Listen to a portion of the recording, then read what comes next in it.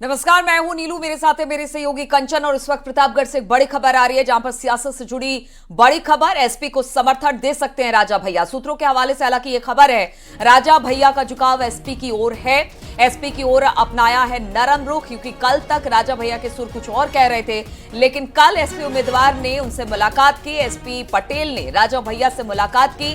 कल मुलाकात करने के बाद समर्थन ना करने का ऐलान उन्होंने किया था, और नहीं ऐलान करने के बाद एसपी उम्मीदवार जब उनसे मिले तो अब राजा भैया का रुख थोड़ा सा नरम पड़ा है। ऐलान से पहले बीजेपी उम्मीदवार ने भी राजा भैया से मुलाकात की थी, और कुंडा से विधायक और जनसत्ता दल लोकतांत्रिक के राष्ट्रीय अध्यक्ष रघुराज प्रताप सिंह राजा भैया समाजवादी पार्टी का समर्थन दे सकते हैं। अब इस तरह की खबर सामने आ रही है। राजा भैया का झुकाव समाजवादी पार्टी की तरफ है। कल समाजवादी पार्टी के उम्मीदवार एसपी पटेल ने राजा भैया से मुलाकात की थी और लोकसभा चुनाव में समर्थन की मांग की थी।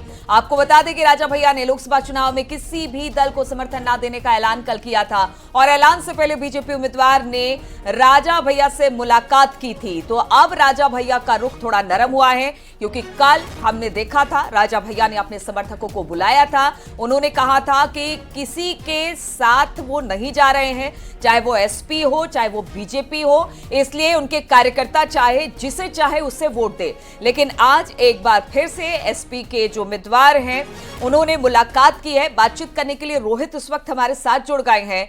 रोहित, कल हमने देखा था कि राजा भैया बिल्कुल क्लियर दिखाई दे रहे थे। उनका कहना था किसी पार्टी के साथ वो नहीं जा रहे हैं। अपने समर्थकों से कहा कि आपको जहां जाना है आप जाइए, लेकिन आज थोड़ा सा रुख में राजा भैया की नरमी आई है। अब एसपी की तरफ से झुकाव दिख रहा है, क्या वजह इसके पीछे?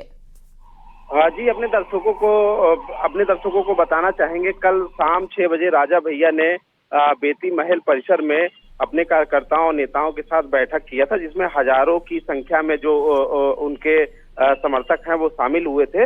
और इसी दौरान राजा भैया ने यह ऐलान किया था कि इस लोकसभा में जनसत्ता दल का किसी भी दल से गठबंधन नहीं है, लिहाजा वो ना तो भाजपा का समर्थन करेंगे और ना ही वो समाजवादी पार्टी का समर्थन करेंगे। और जो उनके वोटर हैं, जो उनके समर्थक हैं, वो पूर्ण रूप से स्वतंत्र हैं, जहां चाहें वो अपने मताधिकार का प्रयोग कर सकते हैं। लेकिन बीती रात 10 बजे की बात है जब सूत्र बताते हैं कि प्रतापगढ़ समाजवादी पार्टी के प्रत्याशी एसपी पटेल राजा भैया के बेती महल पहुंचे। राजा भैया से आधे घंटे तक मुलाकात किया और प्रतापगढ़ लोकसभा चुनाव को लेकर उनसे समर्थन मांगा। तब से ये कयास फिर से लगाए जा रहे हैं कि राजा भैया ने जो ऐलान किया था कि ना तो वो भाजपा को सपोर्ट करेंगे ना तो वो सपा को सपोर्ट करेंगे, और लगातार जो है समाजवादी पार्टी के नेता राजा भैया से संपर्क साध रहे हैं, उनसे मुलाकात कर रहे हैं। अगर बात की जाए कल की, तो कल पुष्पेंद्र सरोज जो कि कौशाम्बी सपा के प्रत्याशी हैं, वो भी राजा भैया से मिले थे, मुलाकात किए थे,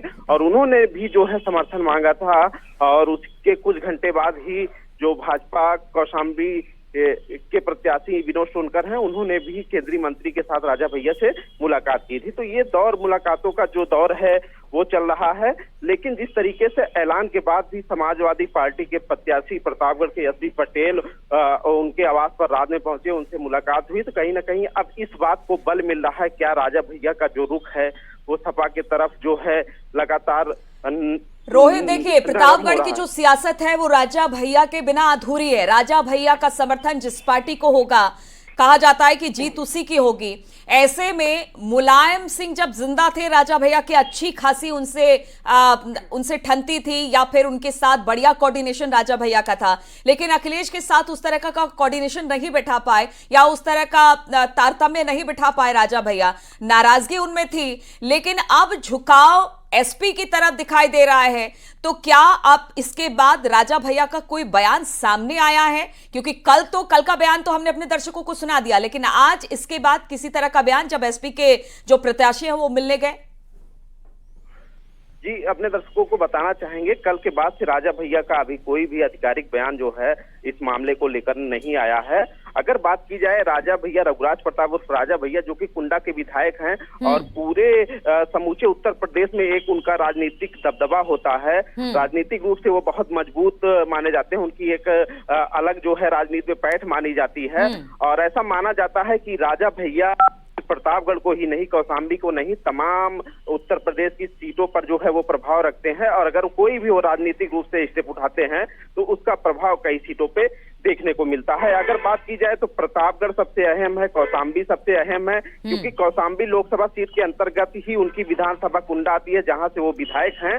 तो कहीं न कहीं माना जा रहा है कि राजा भैया का अगर जो रुख है, अगर वो साफ हुआ समाजवादी पार्टी की तरफ मूव किया, तो कहीं न कहीं जो लोकसभा के चुनाव में समाजवादी पार्टी को जो है फायदा हो सकता है, क्योंकि कौशाम्बी लोकसभा की 2 विधानसभाएं कुंडा बाबागंज वो बिल्कुल। तो कौशाम्बी राजा लोकसभा के भैया की अंतर्गत एक आती है। हाँ पर जो दोनों पार्टियां हैं, चाहे वो बीजेपी हो, एसपी हो, उनका भविष्य बहुत हद तक डिपेंड करता है, क्योंकि सिर्फ प्रतापगढ़ नहीं बल्कि कुंडा और कौशाम्बी बहुत सारे ऐसे आसपास की कंस्टिट्यूएंसी है जिस पर अच्छा खासा असर राजा भैया रखते हैं। बहुत बहुत शुक्रिया आपका रोहित, हमारे साथ जुड़ने के लिए।